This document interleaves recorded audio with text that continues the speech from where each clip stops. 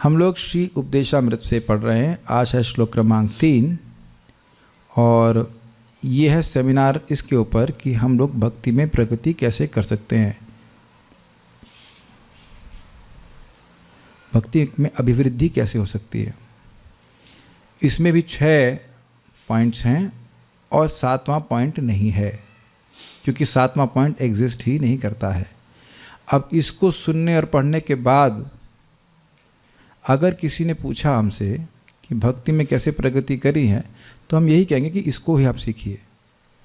Although मैं कुछ बोलना चाह रहा था, लेकिन हम थोड़ा सा प्रेम से बोलेंगे। लोग सोच रहे हैं, फीडबैक आ रहा है कि बहुत कड़वा बोलते हैं, तो हम थोड़ा मीठा मीठा कर बोलेंगे। श्लोक उपदेशामृत का पढ़ेंगे नहीं और उसके बाद काउंसलर से, गुरुजी से, इनसे उनसे सबसे पूछते बैठेंगे भक्ति में कैसे प्रगति होगी। तो भक्ति में कैसे प्रगति होगी वह सामने स्पष्ट लिखा हुआ है। और भक्ति ही नहीं, किसी भी विषय में, किसी भी क्षेत्र में प्रगति करनी है तो 6 चीज़ों की ही आवश्यकता होती है। लेकिन अभी हम भक्ति के कंटेक्स्ट में ही समझेंगे। माइक पे माइक बोलने की जरूरत नहीं, मेरे साथ ही गाइए।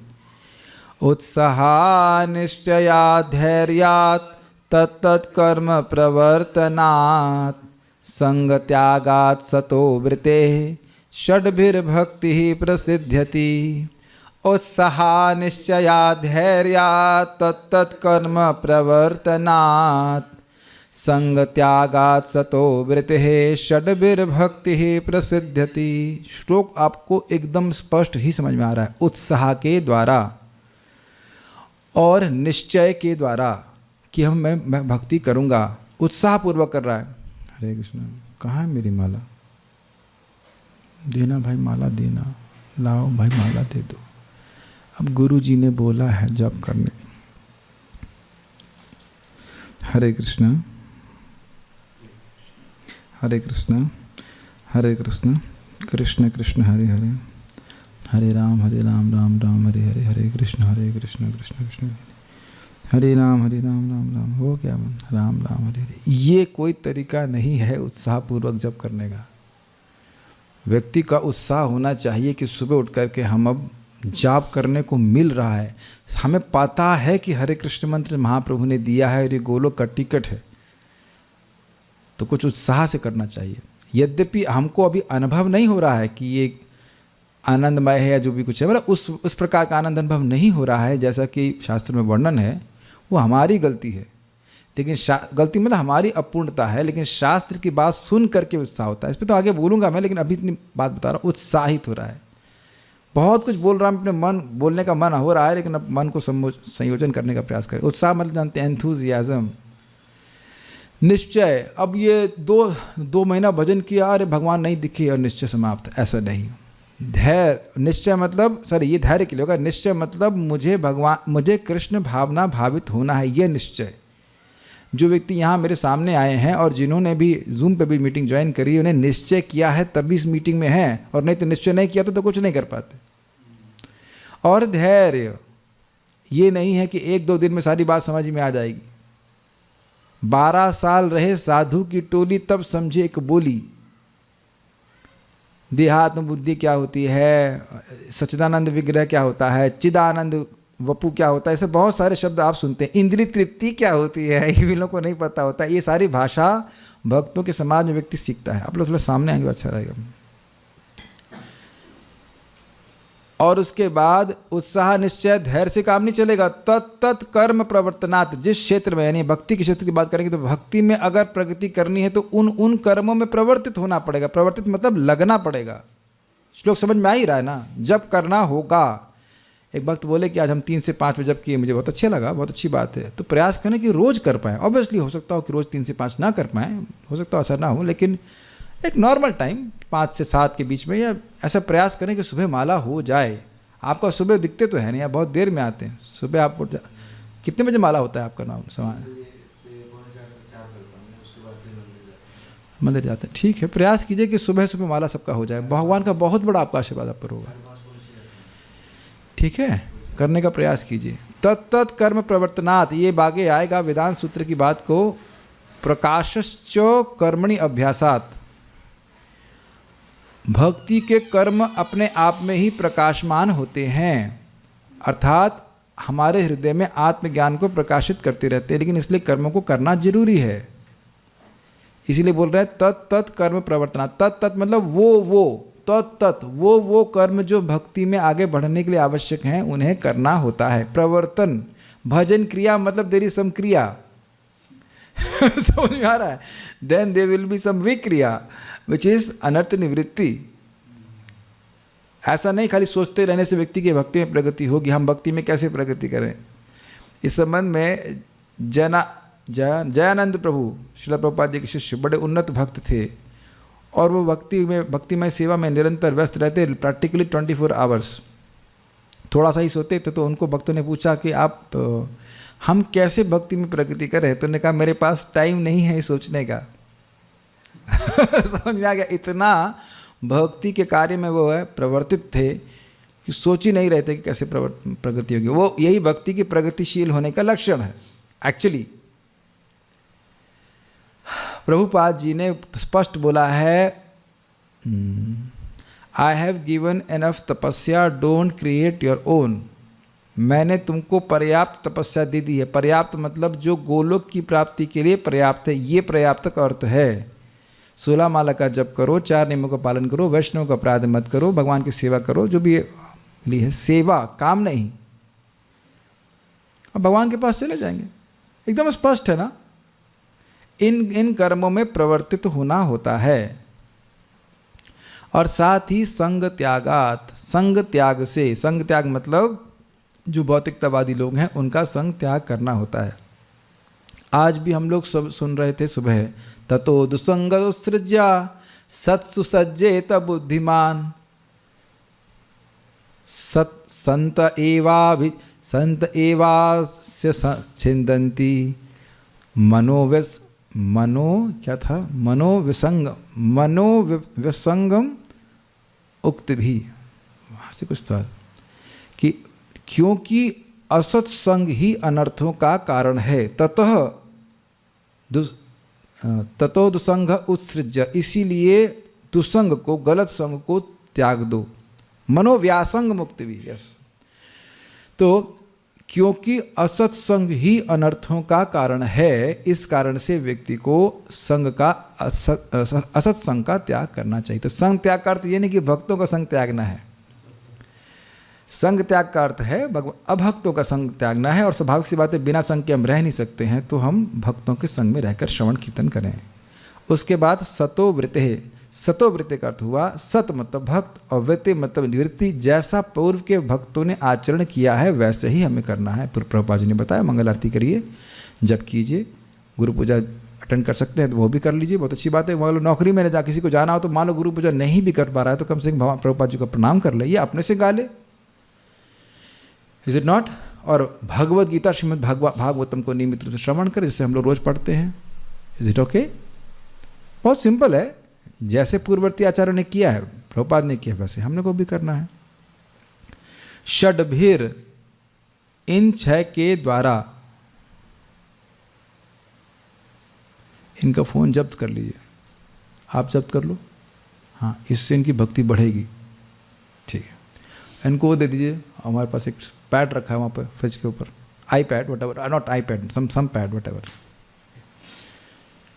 षड्भिर भक्ति ही प्रसिद्ध्यति, प्रसिद्ध्यति का अर्थ मुझे याद आ रहा है, अनेन प्रसव विश्वध्वम एष वो तिष्ठ कामधुक।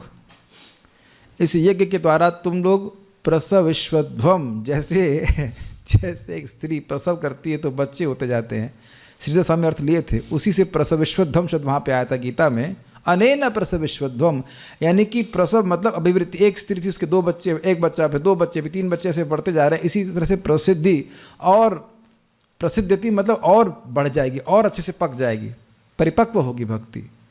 Is it okay? क्या है कारण? उत्साह, निश्चय, धैर्य, तत्कर्म प्रवर्तन, संग त्याग और सतो वृत्ति अर्थात भक्तों की वृत्ति। भक्तों ने जैसा आचरण किया उसके अनुसार व्यक्ति करे। और इन सभी का मूल है सत्संग। भक्तों की संगति में ही व्यक्ति इन 6 प्रकार के अनुकूल विषयों, अनुकूल वृत्तियों को ग्रहण कर सकता है। देखिए बहुत इंपॉर्टेंट है। आप सभी लोगों ने देखा होगा कि कभी कभी हम लोग जप में उत्साहित नहीं होते हैं, लेकिन उत्साहित भक्तों के समूह में होते हैं तो कोई उत्साह भक्त को देख करके हम लोग जप पूरा कर लेते हैं। अब मेरे संग कठिनाई ये है कि इतनी बार बोलने के बाद भी भक्त समझ नहीं पाते इस बात को। वो सोचते हम अकेले जप कर लेंगे। तो तुम अकेले जप तो कर लोगे, लेकिन क्या तुम रोज अकेले उत्साहित रहोगे, ये प्रश्न बन जाएगा। मेरा तो कई बार होता है, ऐसे मुझे बुखार चढ़ा रहता है, तो बुखार चढ़ा रहेगा तो मैं अब जप अपना देखता ही नहीं, मैं खाली भक्तों को देखता रहता हूँ। उनका उत्साह देख करके मेरा माला पूरा हो जाता है। नहीं तो आप जानते हैं बुखार में तो बैंड ही बज जाती है जप करने की। रात में 9 बजे तक माला हो जाता है, अगर हो गया तो, है ना। या मन में कभी खेद होता है, मन में कोई कठिनाई होती है तो व्यक्ति जप करना छोड़ देता है।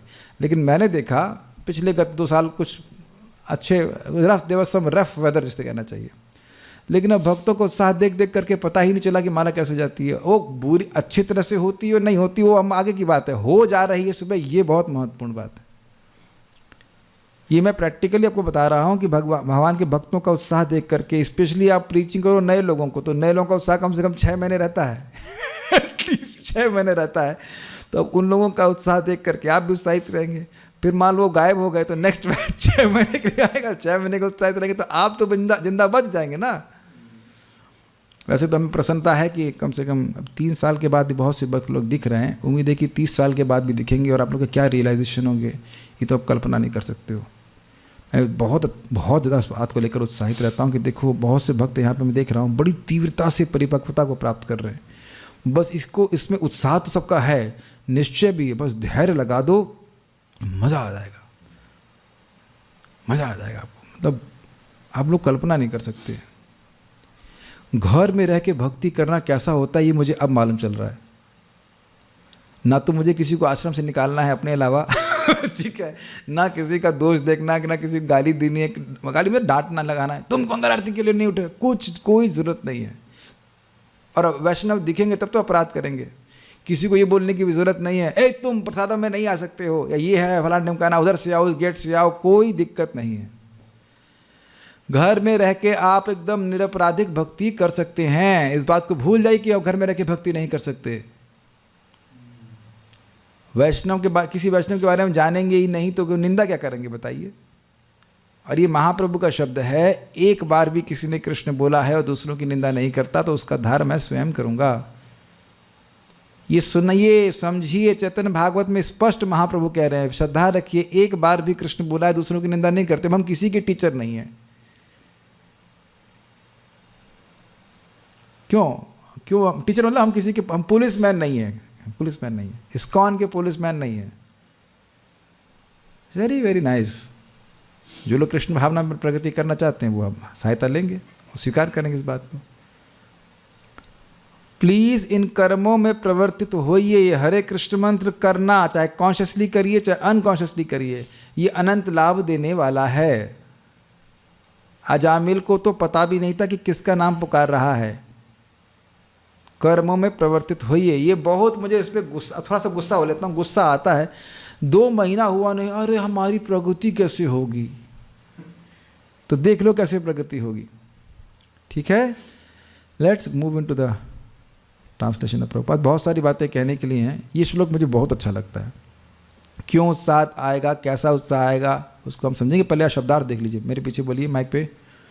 उत्साहात, बोलो उत्साहात, उत्साह से, उत्साह से, निश्चयात, निश्चयात, निश्चय से, निश्चय से, धैर्यात, धैर्यात, धैर्य से, धैर्य से, तत्त कर्म, तत्त कर्म, भक्तिमय सेवा के अनुकूल विभिन्न कार्य, भक्तिमय सेवा के अनुकूल विभिन्न कार्य, श्रवण कीर्तन स्मरण वंदन इत्यादि इत्यादि, प्रवर्तना संपन्न करने से, संग त्यागा, भक्तों की संगति त्यागने से, अभक्तों की संगति त्यागने से सतः महान पूर्ववर्ती आचार्यों का आचार्यों का वृत्तेः पद चिन्हों का अनुसरण करने से षड्भी इन छहों से भक्ति प्रसिद्ध्यति अग्रसर होती है या सफल होती है। और अग्रसर का अर्थ बड़ा अच्छे से जानते हो, श्रद्धा, साधु संग, भजन क्रिया, अनर्थ निवृत्ति, निष्ठा, रुचि, आसक्ति, भाव और प्रेम, ये 9 स्टेजेस हैं। तो अग्रसर का मतलब समझ गए, भक्तों के संगत के द्वारा इस प्रकार से व्यक्ति प्रगति करता है। अनुवाद: शुद्ध भक्ति को संपन्न करने में 6 सिद्धांत अनुकूल होते हैं: उत्साही बने रहना, निश्चय के साथ प्रयास करना, धैर्यवान होना, नियामक सिद्धांत के अनुसार कर्म करना, यथा श्रवणम कीर्तनम विष्णु स्मरणम, कृष्ण का श्रवण कीर्तन तथा स्मरण करना। इसके द्वारा उपलक्षण से आपको अन्य भी ग्रहण करना होगा, भगवान को प्रार्थना करना, भगवान को प्रणाम करना, भगवान के लिए भोग बनाना, ये सभी अनुकूल है। वैष्णवों की सेवा करना, ये सभी अनुकूल है। Is it okay? निंदा नहीं करना, यह भी अनुकूल है, लेकिन वो तो प्रतिकूल का वर्जन है। अनुकूल बात यह है कि भगवान के वैष्णव भक्तों का गुणगान करना, उनके गुणों को देखना, ये सब बात है। अभक्तों की संगति छोड़ देना, तो आप कहेंगे ये अनुकूल में ये बात क्यों ग्रहण कर ली?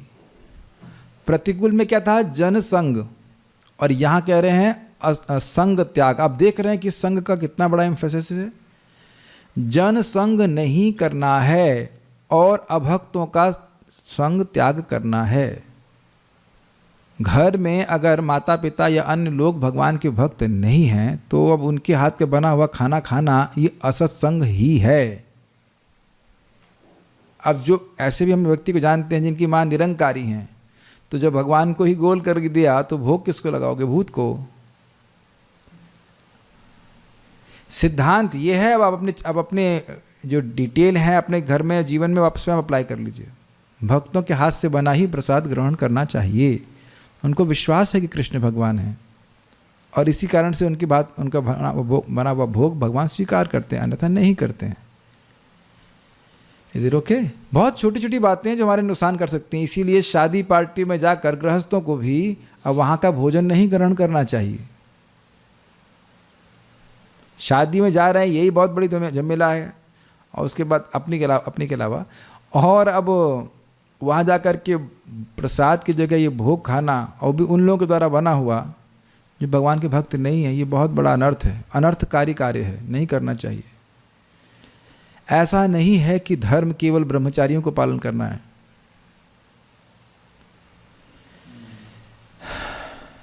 वर्ण आश्रम में गृहस्थ मेजॉरिटी लोग आते हैं, तो ऐसा नहीं कि कुछ भी छूट मिल गई खाने की। कुछ लाइसेंस है गृहस्थ को, लेकिन कुछ भी खाने का लाइसेंस नहीं है किसी को भी।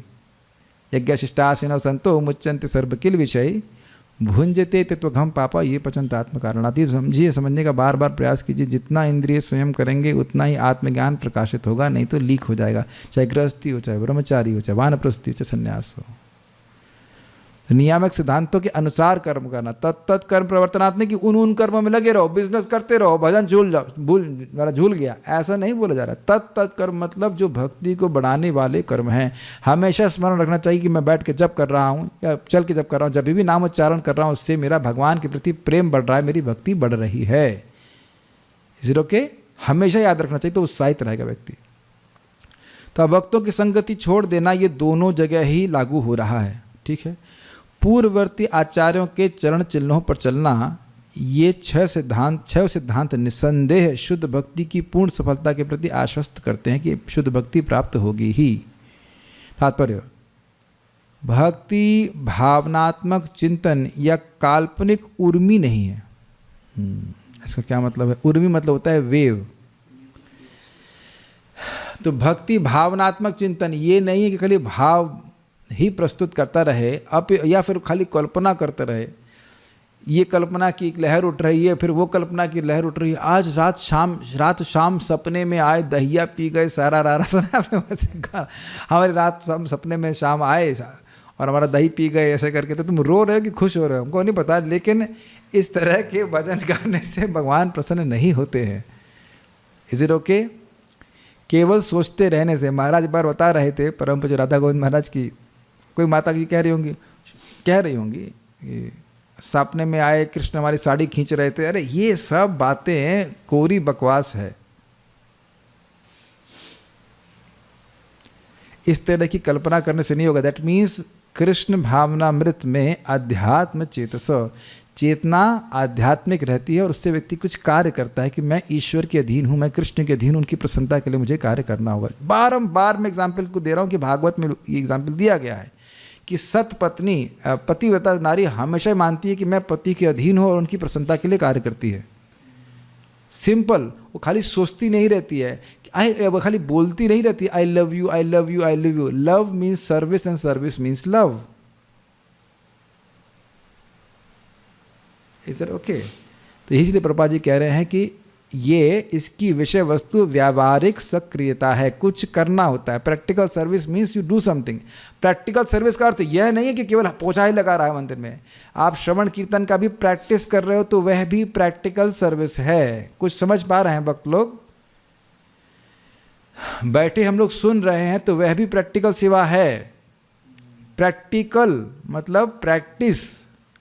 सब लोग कैच कर रहे हैं इस बात को? प्रभुपाद बहुत सुंदरता से समझाते हैं। Practice means practical. जो प्रैक्टिस के अंतर्गत हो उसे प्रैक्टिकल कहा जाएगा। क्या आप प्रैक्टिकली भगवान के बारे में सुन नहीं रहे हैं? कोई कहे कि भगवान के बारे में सुनना चाहिए तो आप सुन नहीं रहे हैं। अभी ये प्रैक्टिकल हुआ कि नहीं? थ्योरी होगी कि हाँ भगवान के बारे में सुनना चाहिए, तो आप भगवान के बारे में नहीं सुन रहे हैं अभी।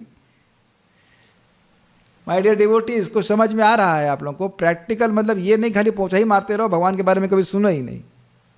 अरे ये पोछा मारना भी भगवान की भक्ति है, ये कैसे मालूम चला? सुन करके ना। किसी वैष्णव के प्रति आदर बुद्धि कहाँ से आई? श्रवण करके ना। तब तो आप उनकी सेवा करना चाहते हैं। और अपने गुरु महाराज को भी शुद्ध भक्त इसीलिए मानते हैं ना कि सुना है उनसे या उनके बारे में। श्रवण सारे भक्ति का आधार है। इसकी विषय वस्तु व्यवहारिक सक्रियता है, अर्थात इंद्रियों को क्रियामाण करना होगा। आँखों को, कान को, नाक को, जीभ को, हाथों को, पैर को, सबको क्रियामाण करना होगा कृष्णानुशीलन, कृष्ण को संतुष्ट करने के लिए। Is it okay? श्रील रूप गोस्वामी ने अपने भक्ति रसामृत सिंधु में भक्ति की परिभाषा इस प्रकार दी है। अभी तो पूरा अपने आप में एक सेमिनार हो जाएगा। अन्याभिलाषिता शून्यम ज्ञान कर्माद्यनावृतम आनुकूल्येन कृष्णानुशीलनम भक्तिरुत्तमा। उत्तम भक्ति या पूर्ण पुरुषोत्तम परमेश्वर श्री कृष्ण के प्रति अनन्य भक्ति इस तरह की जाने वाली भक्ति है जो भगवान के अनुकूल है। इस भक्ति को किसी भी बाह्य प्रयोजन से मुक्त होना चाहिए और सकाम कर्म, निर्विशेष ज्ञान तथा अन्य समस्त स्वार्थमयी इच्छाओं से रहित होना चाहिए। भक्ति एक प्रकार का अनुशीलन है। जो ही हम अनुशीलन का नाम लेते हैं तो हमारा अभिप्राय सक्रियता या क्रियाशीलता से रहता है। आध्यात्मिकता के अनुशीलन का अर्थ ध्यान के लिए निष्क्रिय होकर बैठ जाना नहीं है, जैसा कि कुछ छद्म योगी सिखाते हैं। ऐसा निष्क्रिय ध्यान उन लोगों के लिए अच्छा हो सकता है जिन्हें भक्तिमय सेवा का पता नहीं है। इसलिए कभी कभी इसकी संस्तुति व्यवधानात्मक भौतिकतावादी कार्यकलापों को रोकने के लिए की जाती है। अब इससे पहले मैं आगे जाऊं, इसको समझाऊंगा प्रभुपाद जी ने श्लोक क्यों कोट किया है और इसका लिंग प्रभुपाद जी के तात्पर्य से क्या है। कुछ मुझे श्लोक को समझाना पड़ेगा, नहीं तो समझ में नहीं आएगा। देखिए इस श्लोक में उत्तमा भक्ति, निष्काम भक्ति, शुद्धा भक्ति के स्वरूप और तटस्थ लक्षण को समझाया गया है। ठीक है? स्वरूप लक्षण है आनुकूल्येन कृष्णानुशीलनम। ये is it okay? Krishna plus अनु प्लस शीलनम दिख रहा है आप लोगों को? तो शील शब्द का अर्थ है कि व्यक्ति अपने देह से यानी शरीर से, अपनी वाणी से और अपने मन से कुछ करेगा। और अनुशीलनम मतलब, अनु के अर्थ हैं एक बहुत प्रश्न है। एक है अनु का मतलब होता है बारंबार, एक बार नहीं। दूसरा अनु का अर्थ होता है पूर्ववर्ती आचार्यों के अनुगत्य में, जैसा उन्होंने अभ्यास किया है वैसा अभ्यास करेंगे। तो शील का अर्थ समझ पा रहे हैं? बारंबार अभ्यास करना। एक बार नहीं सुनना होता है, बार बार सुनना होता है। एक बार हरे कृष्ण मंत्र नहीं जपना होता है, बारंबार जपना होता है। यहां तक सबको समझ में आ रहा है? किसके लिए अनुशीलन करना है? तो इसका अर्थ है कृष्ण के लिए करना है। अगर कृष्ण का क्या अर्थ है? कृष्ण का अर्थ है भगवान श्री कृष्ण, गोलोक विहारी कृष्ण, या कृष्ण के विस्तार, या कृष्ण से संबंधित लोग अर्थात वैष्णव, तुलसी, धाम, गाय, गाय भी कृष्ण को प्रिय है। ये सभी का संबंध भगवान से जोड़ करके उनकी प्रसन्नता के लिए अपने शरीर, वाणी और मन से कुछ करना। अब बड़ा इंटरेस्टिंग है ये, मैं बहुत शॉर्ट में बता रहा हूं ताकि थोड़ा समझ में आ जाए। अनुकूलेना, अनुकूलेना का मतलब होता है अनुकूलता से। अनुकूलता से मतलब अनुकूल्य का अर्थ है कृष्ण को प्रसन्न करने की इच्छा से। कृष्ण प्रसन्न हो या ना हो यह महत्वपूर्ण नहीं है, कृष्ण को प्रसन्न करने की इच्छा होनी चाहिए। बड़ा रुचिकर है कि देखिए, माता यशोदा जी कृष्ण को फेंक के चली गई दूध बचाने के लिए, और कृष्ण रो रहे हैं, तो क्या माता यशोदा भक्त नहीं है या शुद्ध भक्त नहीं है? शुद्ध भक्त हैं, क्योंकि वह दूध बचाने गई थी, वह भी कृष्ण की प्रसन्नता के लिए था, तो उनकी प्रसन्न करने की इच्छा थी। और जब भगवान दैत्यों से युद्ध करते हैं और दैत्यों को मार देते हैं तो भगवान प्रसन्न हो जाते हैं।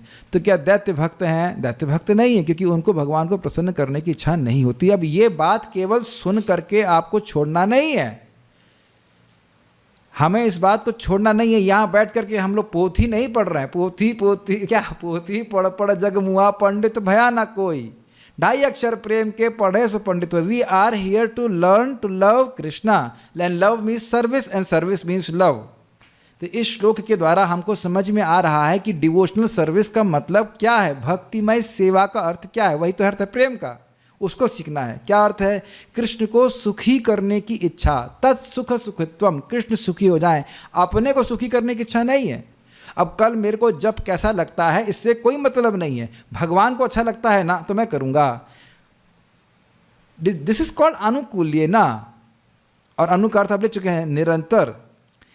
देखिए, भक्ति के कार्य अलग हो सकते हैं लेकिन उसका स्वरूप चेंज नहीं हो सकता है। कभी भक्त सुन रहा होता है, कभी जप कर रहा होता है, कभी मंदिर की सफाई करता होता है, या भगवान को प्रणाम कर रहा होता है, भगवान के बारे में बोल रहा होता है, भगवान का प्रसाद ग्रहण करता है, अलग अलग प्रकार से, कभी शरीर से, कभी वाणी से, कभी मन से लगा पड़ा हुआ है वो।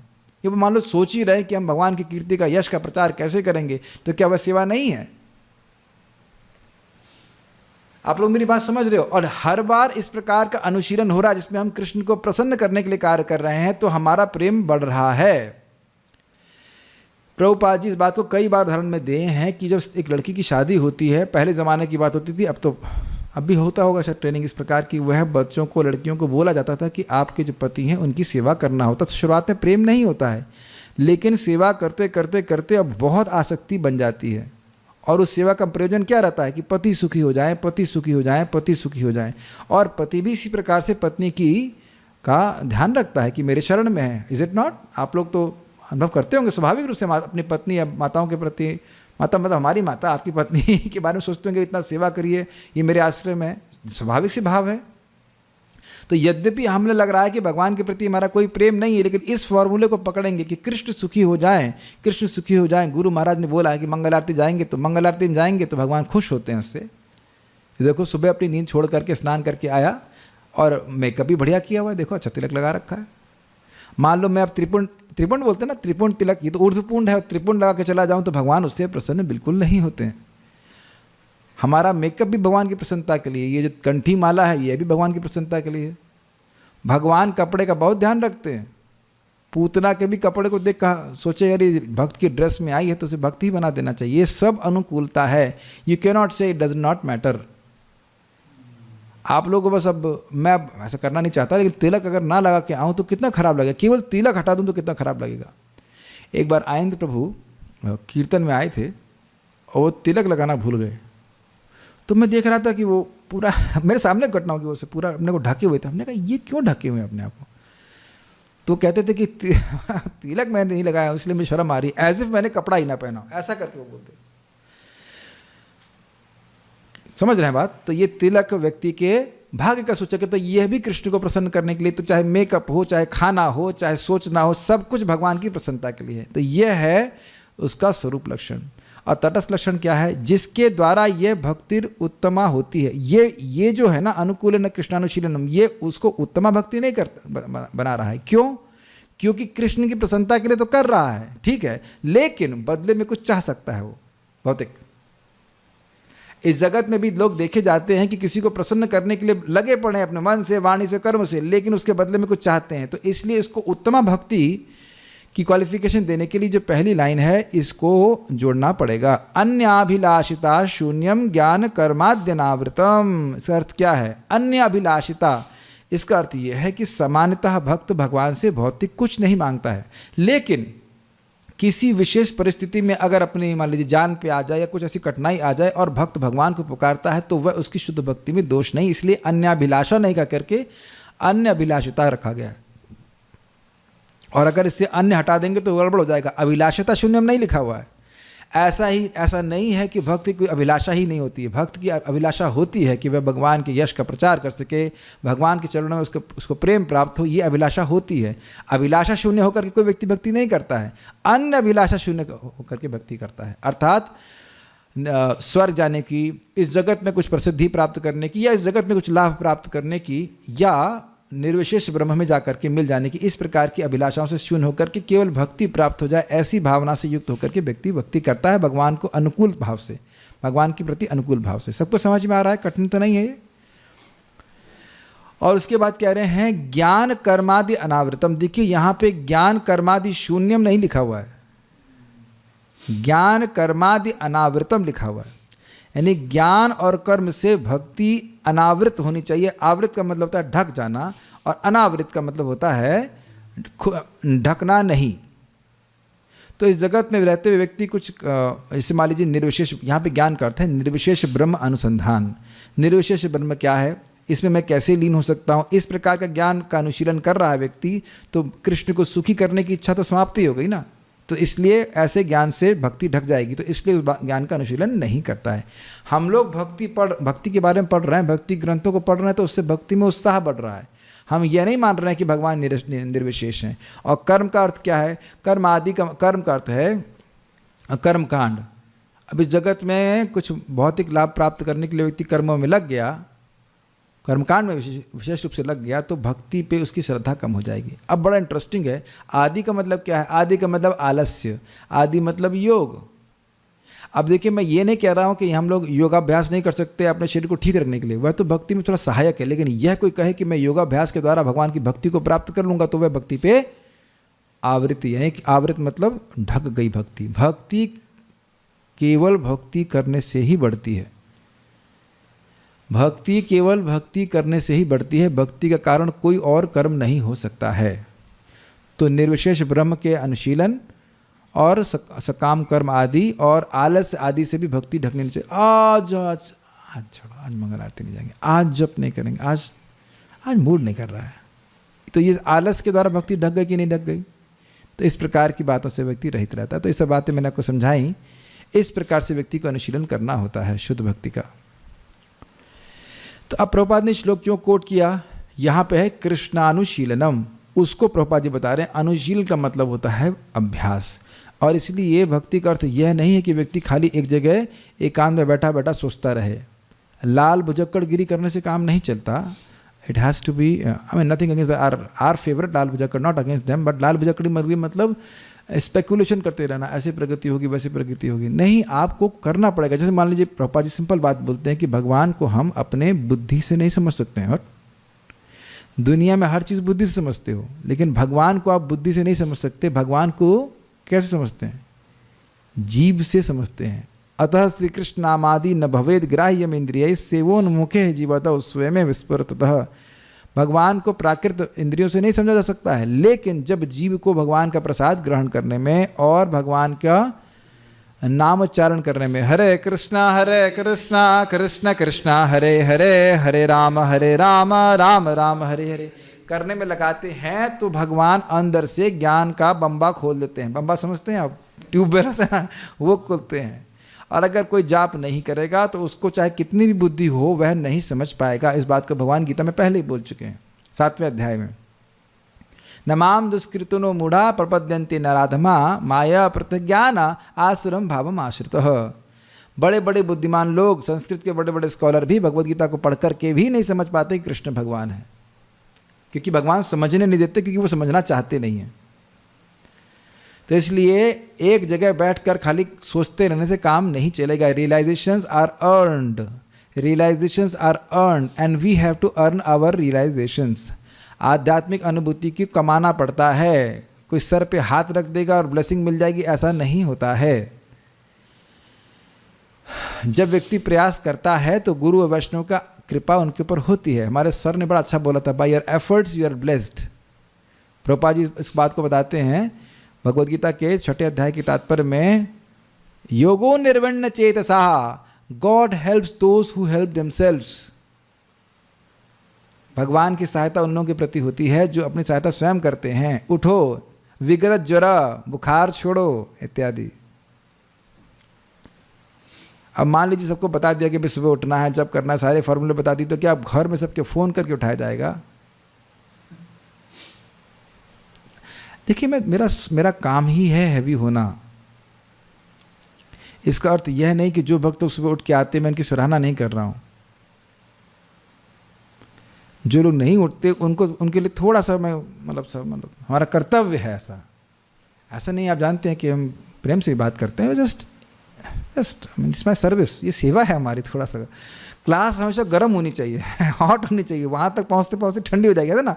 हमारे पर प्रसादम भेजा गया तो एकदम गरम भेजा गया, लेकिन यहाँ तक आते आते ठंडा हो जाता है। तो यहाँ से मैं गरम ही क्लास देता हूँ, हॉट एकदम, लेकिन वहाँ तक पहुँचते पहुँचते ठंडी हो जाती है, इसलिए थोड़ा सा हीट रहती है। ऐसा नहीं कि हम कोई सराहना नहीं कर रहे हैं।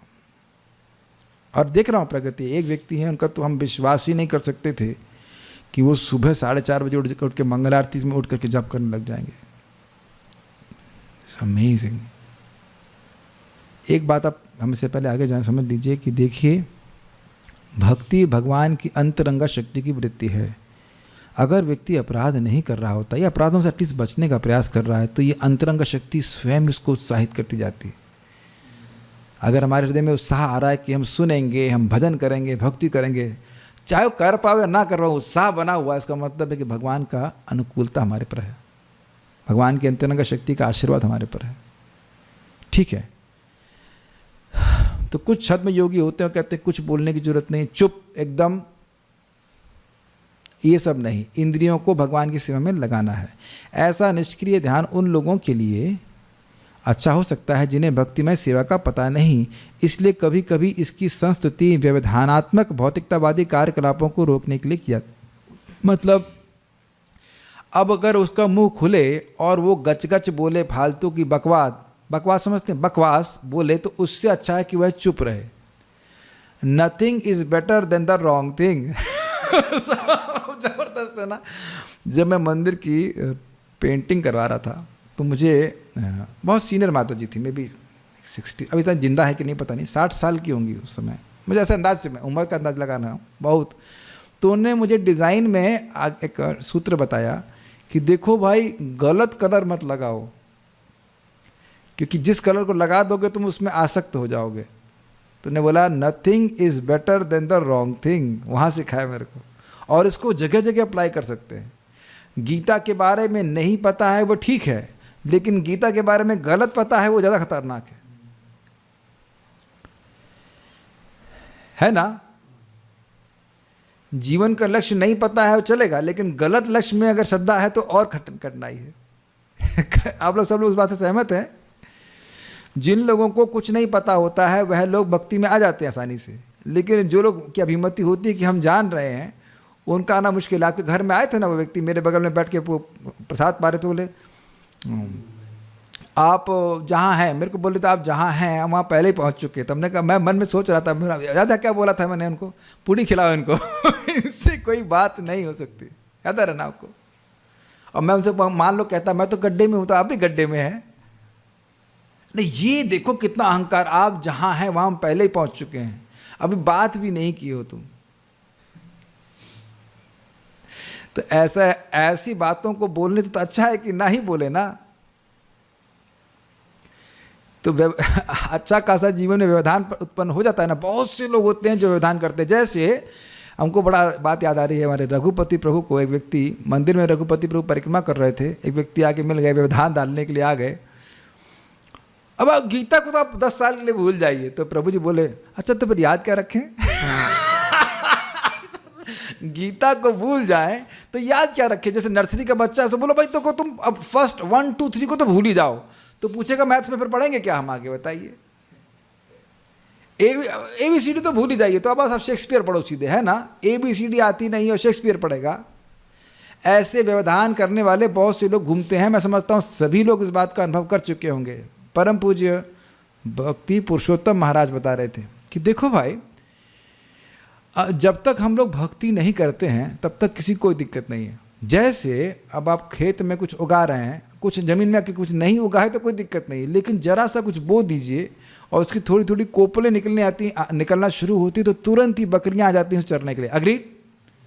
तो आप भक्ति नहीं कर रहे थे तब तक कोई आपको व्यवधान डाल नहीं रहा था, लेकिन जरा सा भक्ति करना शुरू कीजिए। अरे तुम ऐसा कर रहे हो तो भगवान तो तुमसे कभी प्रसन्न होंगे ही नहीं। जैसे मान लो भगवान के सचिव यही बैठे हैं, उनको पूछो भगवान प्रसन्न नहीं होंगे तो पहले ये बताओ कि भगवान कौन है। उनको ये भी नहीं पता कि भगवान कौन है, और आप थोड़ा भक्ति करने लगे और मान लो खाना बनाने में 5 मिनट लेट हो गया तो भगवान तुमसे प्रसन्न ही नहीं होंगे। ये इत्यादि और भी कुछ कर्म। ऐसे लोगों का नहीं बोलना ही अच्छा है। इसीलिए प्रभुपाद जी कह रहे कभी कभी ऐसी संस्कृति की जाती कि चुप रहो। What is that? Speech is silver, silence is gold, ऐसा बोल देते हैं। लेकिन अगर वह स्पीच गोल्डन अवतार की तरह के लिए है, चैतन्य महाप्रभु के लिए प्रचार के लिए है, तो बहुत अच्छा है। वो साइलेंस ही है। जैसे मैं भगवान के बारे में बोल रहा हूँ तो स्वाभाविक रूप से भौतिक वार्ताओं को मैंने साइलेंट कर दिया कि नहीं कर दिया, और जो बोलने का वेग है वह भगवान की तरफ डायरेक्ट भी हो रहा है। हम लोग सुन चुके हैं कि नहीं, कृष्ण भावनामृत का प्रचारक क्या सुना था? सदैव मृत्यु के चंगुल से मुक्त रहता है। और इसका मतलब है सुनने वाला भी। सिर्फ फिर से सुन लीजिए, कृष्ण भावनामृत का प्रचारक मतलब जो कृष्ण कथा बोलता है वह सदैव मृत्यु से मुक्त रहता है। जब बीच में मैं बीमार पड़ गया था तो लोग बोल रहे थे आप क्लास क्यों दे रहे हैं? हमने कहा कोई भी बीमारी मृत्यु से तो हल्की है ना। Got the answer? कोई भी बीमारी मृत्यु से तो कम ही है ना, और मृत्यु से मुक्त हो जाते हैं अगर हम कृष्ण के बारे में बोलते हैं। और रूम में बैठे रहेंगे तो छोटी छोटी बीमारियों के बारे में सोचते रहेंगे। Think about it. इसीलिए अगर आप दुख में हैं तो क्लास में जरूर आइए। अजीब सी बात लग रही होगी, लोग कहते हैं हम दुखी हैं इस क्लास में इसलिए क्लास में नहीं आएंगे। ये तो वही हुआ कि मैं प्यासा हूं इसलिए पानी नहीं पीऊंगा। दुख हो सुख हो कथा में आइए, भगवान का नाम जप कीजिए, ये बहुत अच्छी बात है। जैसे ही कथा में व्यक्ति प्रवेश करता है उसको वह मृत्यु के पार चला जाता है। स्पष्ट प्रभुपाद जी की बातों को हम सुन चुके हैं। ध्यान का अर्थ है कम से कम ध्यान करते समय व्यर्थ के कार्यकलापों को रोक देना। किंतु भक्ति में सेवा न केवल ऐसे सभी व्यर्थ संसारी कार्यकलापों को रोकती है, अपितु मनुष्य को सार्थक भक्ति कार्य में भी लगाती है। सार्थक मतलब जो अर्थ को ढो करके लेके आए, भगवत प्रेम लेके आए। बहुत सिंपल है। प्रभुपाद जी बड़ा अच्छी बात कहते हैं। नेट चला गया क्या? Is it okay? Everyone can hear? Fine. हाँ, हम लोग का ध्यान देखिए कितना सिंपल है। अब माताएं यहाँ पे या प्रभु ही लोग भी सब्जी लेने तो जाते ही होंगे, तो क्या ध्यान नहीं रहता कि कौन सी सब्जी खरीदनी है? आलू, टमाटर, बैगन। स्वाभाविक सी बात है, उसमें हम जूते का स्मरण तो नहीं कर रहे होते हैं। Is it all okay with everyone? तो सहज रूप से आपने ध्यान लगाया ना कि हम आलू टमाटर लेने जा रहे हैं। किसके लिए लेने जा रहे हैं? भगवान का भोग बनेगा। ये भगवान का ध्यान हो गया कि नहीं? चलते फिरते भी आपका ध्यान भगवान में लगता है और बहुत सहज रूप से लगता है। प्रभुपाद जिसको प्रैक्टिकल समाधि कहते हैं। तो मान लो आप सब्जी खरीदने जा रहे हैं या फल खरीदने जा रहे हैं, एक सिंपल सी बात बोल रहा हूँ, फूल लेने जा रहे हैं, ये सब भगवान की सेवा के निमित्त है। तो ये प्रैक्टिकल ध्यान है। ऐसा नहीं कि बस खाली बैठे हुए हैं तभी ध्यान कर रहे हैं, वह भी ध्यान करते हैं, लेकिन प्रैक्टिकल सेवा में भी भगवान का स्मरण व्यक्ति कर रहा होता है। सेवा के माध्यम से। श्री प्रहलाद महाराज संस्तुति करते हैं। क्या संस्तुति करते हैं?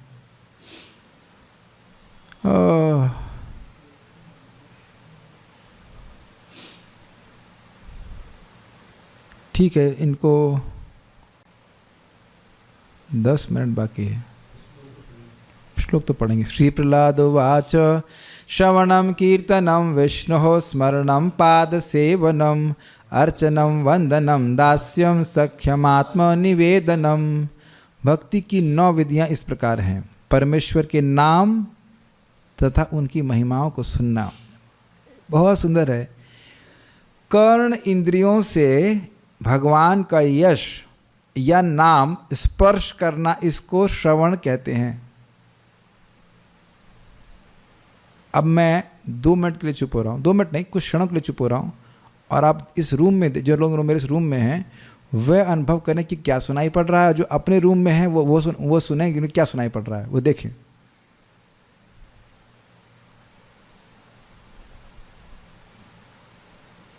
समझ आ गया? हम लोग को पंखे की आवाज़ सुनाई पड़ रही है, मुझे स्पीकर के भी कुछ सुनाई पड़ रही है, लैपटॉप की भी फैन की आवाज़ सुनाई पड़ रही है। इसका अर्थ नहीं समझ में आ रहा है, सुनाई पड़ रहा है। अग्रीड? Got it? समझ में आ गया? अभी सुबह की बात होगी। सुबह जब मंगल आरती से मैं लौट रहा था तो परिक्रमा मार्ग में एक व्यक्ति बहुत जोर से घास का जो ट्रैक्टर है वो लेके चला गया। मेरा हृदय एकदम हिल गया था। अर्थ नहीं था कुछ शब्द का, लेकिन उसका प्रभाव हृदय पे हो गया। क्या सब लोग कैच कर रहे हैं इस बात को? बहुत सूक्ष्म बात है। ऐसा कभी नहीं हुआ आप लोग के संग? बहुत जोर से कोई हॉर्न बजा करके जाए और उस शब्द को आप सुनते हैं तो उसका प्रभाव हृदय पे होता है। मुझे याद है दिल्ली में ये अद्भुत भयानक घटना थी मेरे लिए। हम लोग कार में बैठे थे, टवेरा में जा रहे थे, और 2 रेसिंग बाइक वाले दोनों तरफ से कार से ऐसे आए। मैं तो काम गया था, हमारा ड्राइवर तो स्थिर रहे, लेकिन मैं तो एकदम काम गया था। बहुत भीषण शब्द था उस बाइक का।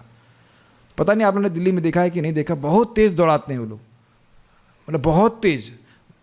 गाड़ी चल रही थी 100 पे और वो बहुत तेज़ी से निकल गए थे। आप सोच लीजिए कितना तेज़ चलते होंगे वो। शायद 150 की स्पीड पे होंगे और भी तेज़ होंगे, लेकिन इतना तेज़ी से निकले दोनों तरफ से, इधर से, तो एकदम मेरा हृदय कांप गया। तो कहने का अर्थ यह कि कान से शब्द स्पर्श हुआ, ये कहने का अर्थ है। अर्थात समझ भी ना पाए लेकिन भगवान के यश को कान से सुन रहा है, तो भगवान उसके कान के द्वारा उसके हृदय में जाके उसको शुद्ध कर रहे हैं। समझ ना पाए तो भी, हरे कृष्ण मंत्र कोई भक्त बोल रहे हैं, वैष्णव बोल रहे हैं, और उसको ना भी समझ पाए तो भी शुद्ध हो जाएगा। प्रमाण है लखा हीरा आई थी हरिदास ठाकुर जी को गिराने के लिए। हरिदास ठाकुर जी हरे कृष्ण मंत्र बोल रहे थे, उसको कुछ समझ में नहीं आ रहा था, वो तो कुछ और ही सोच रही थी। क्या सोच रही थी आप जानते ही हैं। और कान में हरिध्वनि जाते जाते उसका हृदय शुद्ध हो गया। 3 दिन लगे। परम पूज्य राधानाथ महाराज बोल रहे थे कि she must be really in ignorance to it, because it took her 3 nights to get purified by chanting of Hare Krishna mantra of Haridas Thakur. Haridas Thakur ji के नाम उच्चारण के को भी 3 दिन लगा उसको शुद्ध करने में। बड़ी ही घोर अज्ञान में थी वो, लेकिन हो गई ना शुद्ध। उसे तो कुछ पता नहीं था। और आप जानते हैं कि दूसरे दिन या तीसरे दिन वो हरी हरी बोलना शुरू कर दी थी। Got it?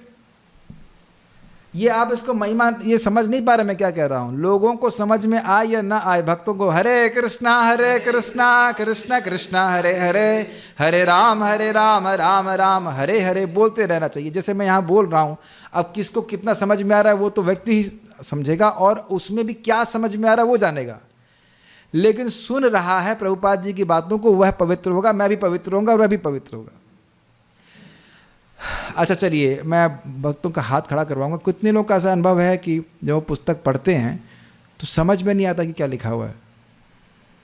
प्रभुपाद जी की बात कर रहा हूँ कि एक हो, कुछ लोग ऐसा बोल रहे हैं। गुड।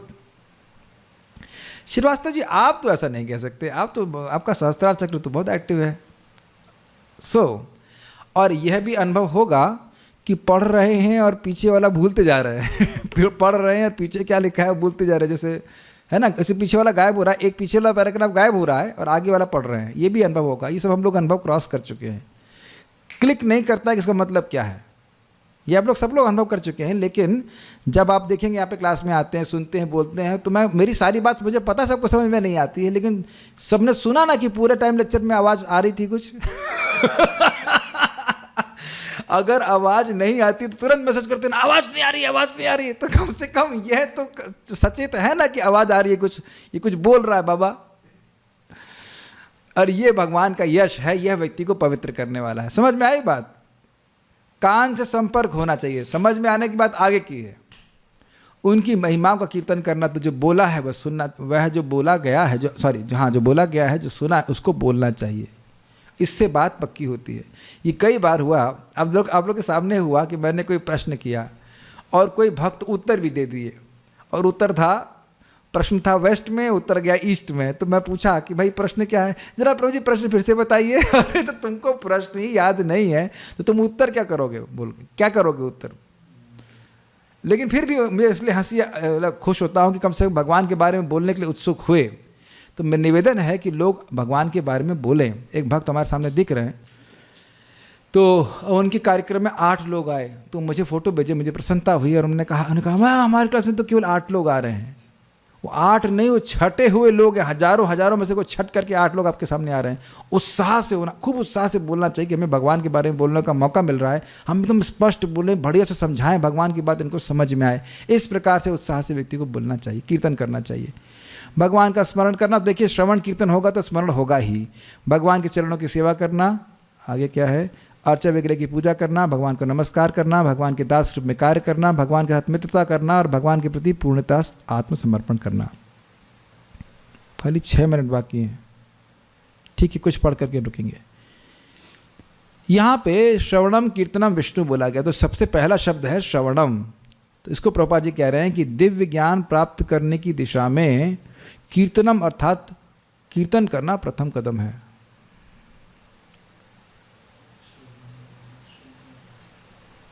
कोई सुना नहीं यहाँ पे सामने वाले, जानबूझकर मैं गलत बोला।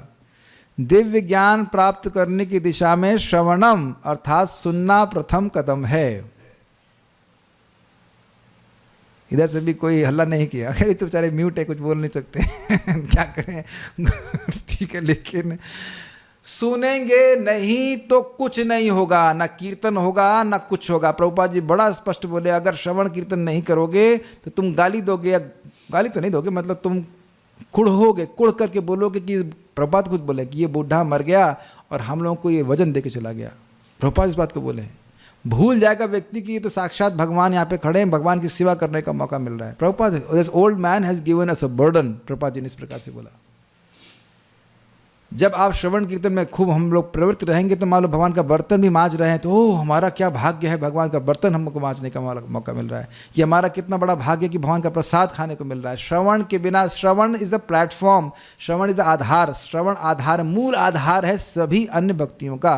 श्रवण किए बिना कुछ नहीं समझ में आता है। मान लीजिए मैं कई बार उदाहरण दे चुका हूँ, हरे कृष्णा बोला या एक माला किया, अब एक ही नाम से अनंत जन्मों के पाप नष्ट हो जाते हैं, कहाँ मालूम चल रहा है भाई कितनी तीव्रता से हम भगवान की तरफ आगे जा रहे हैं। ये तो सुनने के द्वारा ही मालूम चलता है। तो जो व्यक्ति सुनेगा नहीं वह कुछ नहीं कर पाएगा भक्ति में।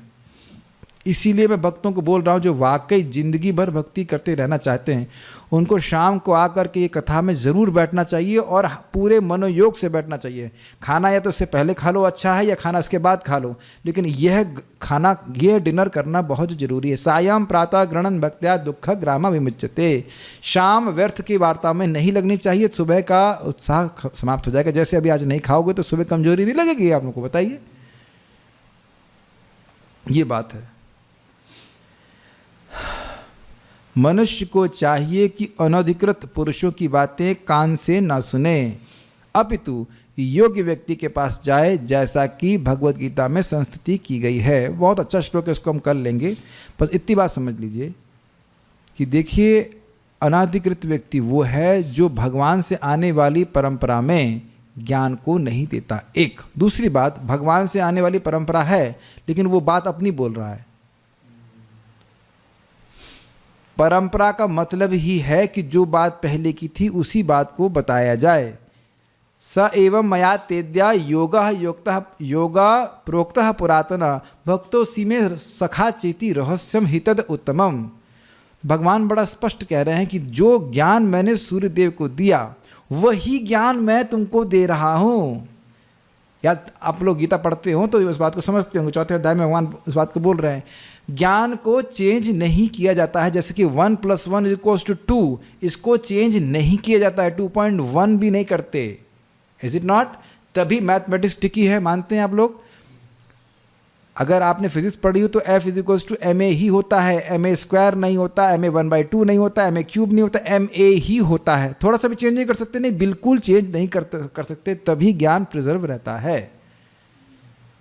That's why Prabhupada said books are the basis, शास्त्र ही आधार हैं। तस्मात् शास्त्रम प्रमाणन्ते कार्य कार्यवस्थितो, ये बहुत ज़्यादा इंपॉर्टेंट बात है। आप लोगों ने चाइनीज़ विस्पर सुना होगा, मैं कुछ बोलूँगा आपके कान में, आपको पूरी बात समझ में नहीं आई, आप दूसरे को चेंज करके बोलेंगे।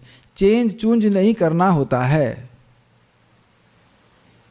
ये बहुत आसान बात नहीं है जैसे मैं आपको लग रहा हो। जैसा है उसको यथावत प्रस्तुत करने के लिए पहली बात तो ये है कि ऑनेस्टी चाहिए, ईमानदारी। और बद्धजीव के अंदर बीमारी क्या है? चीटिंग। और दूसरी बात क्या है कि समझ ना आने पर भी व्यक्ति बोलता है, यह जानते हुए कि सामने वाले को तो पता है नहीं, तो मैं कुछ भी बोल दूंगा उन लोगों को इम्प्रेस करने के लिए, और वो स्वीकार कर लेंगे। लेकिन भगवान इससे इम्प्रेस नहीं होंगे, भगवान प्रसन्न नहीं होंगे। इसीलिए हमने सीनियर भक्तों को देखा है, जब उनको किसी विषय में उत्तर नहीं पता होता तो चुपचाप बोल देते कि हमको नहीं पता है, हमने इसको नहीं पढ़ा है, हम इस बारे में कुछ नहीं कहना चाहते। परम पूज्य राधा गोविंद महाराज से पूछा गया कि ये सुभद्रा महारानी गौर लीला में क्या है? सुभद्रा महारानी कृष्ण लीला में भगवान की बहन है, और गौर लीला में क्या है? तो उन्होंने कहा, महाराज ने कहा हमको नहीं पता। फिर महाराज ने कहा कि हमको नहीं पता, और नहीं पता है तो गलत ही बताएंगे। So there is no room for speculation. जैसा शास्त्र में है, जैसे गुरुजनों से सुना है, उसको यथावत वैसे ही प्रस्तुत करना चाहिए। और ये बहुत बड़ी रिस्पॉन्सिबिलिटी है। अगर उसको यथावत बताया तो व्यक्ति जीव वह तुरंत मुक्त हो जाएगा, और अगर जरा सा भी चेंज किया तो वह मुक्त नहीं हो पाएगा। इसको आगे कल चर्चा करेंगे कि कौन लोग अधिकृत हैं, उनसे कैसे सुनना चाहिए। कुछ अगर भक्तों का प्रश्न है तो हम देख लेते हैं।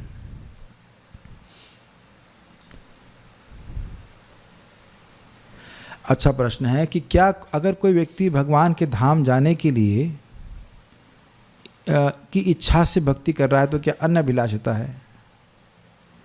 अब देखिए, इस पे बहुत सारी बातें आ जाएंगी। भगवान के धाम क्यों जाना चाहते हो? भगवान की सेवा के लिए, या केवल इस जगत से दुख की निवृत्ति के लिए? मैं कई बार उदाहरण दिया करता था कि मेरा क्लासरूम में एयर कंडीशन था, तो बाहर गर्मी है, उस गर्मी से बचने के लिए भी व्यक्ति क्लास में आ सकता है, और क्लास सीखने के लिए भी क्लास में आ सकता है। तो अब किस इच्छा से व्यक्ति कर रहा है? लेकिन ठीक है, भगवान के धाम जाने की इच्छा से व्यक्ति करता है, व्यक्ति भक्ति करता है तो वो भी ठीक ही है, कोई दिक्कत नहीं है। लेकिन भगवान ने शब्द बोला है, दीयमानम न गृह्णन्ति बिना मत सेवनम जनाई, सालोक्यम सारष्टिम सामीप्यम इत्यादि, कि वैष्णव 4 प्रकार की मुक्ति देता भी हूँ तब भी भक्त ग्रहण नहीं करते। मेन बात है भगवान से प्रेम प्राप्त करना। तो जिसको प्रेम होगा उसको भगवान अपने पास नहीं बुला लेंगे। तो मूल बात साधना भक्ति यही है कि व्यक्ति मोक्ष की इच्छा को छोड़ करके भगवान से प्रेम जागृत करने का प्रयास करे, और उसमें इंक्लूडेड है, जैसे मान लीजिए आप दिल्ली से वृंदावन आ रहे हैं, तो अब वृंदावन जाना चाहते हैं ना, तो अब पलवल तो पहले छूट गया ना, तो पलवल को क्यों टारगेट करते हैं? टारगेट करिए वृंदावन को। तो जितने भी पुरुषार्थ हैं वो परम पुरुषार्थ प्रेम के अधीन ही हैं। तो व्यक्ति को भगवान का भजन करके प्रेम को ही टारगेट करना चाहिए, भाव भक्ति को ही टारगेट करना चाहिए, अपने आप भगवान के पास पहुंच जाओगे। Have you come to IIT Patna? अब ये मत पूछना कौन से साल यहाँ आया था, लेकिन अब कब मुझे याद नहीं। Will you come again? Well, I have come again, is it not? I am coming every day. एक व्यक्ति कानपुर से कहते हैं आप हमारे यहाँ कानपुर में आइए। हमने कहा हम रोज आएंगे, जूम चालू है, आइए। आपसे बात नहीं कर रहा हूँ, हम लोग को देख नहीं रहा हूँ, आप दिख नहीं रहे हैं वो एक अलग बात है। यहाँ तो हमको नहीं दिख रहे हैं, दिख रहे हैं क्या? नहीं दिख रहे हैं। तो आप हमारी मीटिंग में नहीं है, देखो, हाँ अभी दिख गए। अब प्रभु आशुतोष प्रभु देखो अमेरिका से आए हुए हैं, स एतत् समागतः, सारे लोग आके इकट्ठे हुए भगवान के बारे में सुन रहे हैं। केशव सका प्रभु इज फ्रॉम दिल्ली, सब लोग अपने स्थान से आ रहे हैं, क्या दिक्कत है? ये तो दिव्य शक्ति से पहुंच रहा हूं।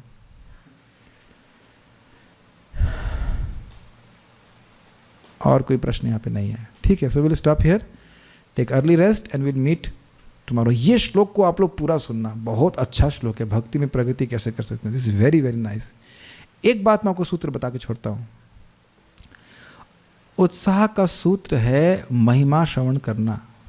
आप देखो, जितनी बार आप नाम की, धाम की, या किसी भी भक्ति के साधन की महिमा को सुनते हैं तो हृदय में कुछ उत्साह का निर्माण हो जाता है कि हम इस साधन को करेंगे। दिस इज अ सूत्र, will talk about it further classes. Thank you all. Srila Prabhupada की जय, श्री शिव उपदेशामृत की जय, ताई गौर प्रेमानंदे।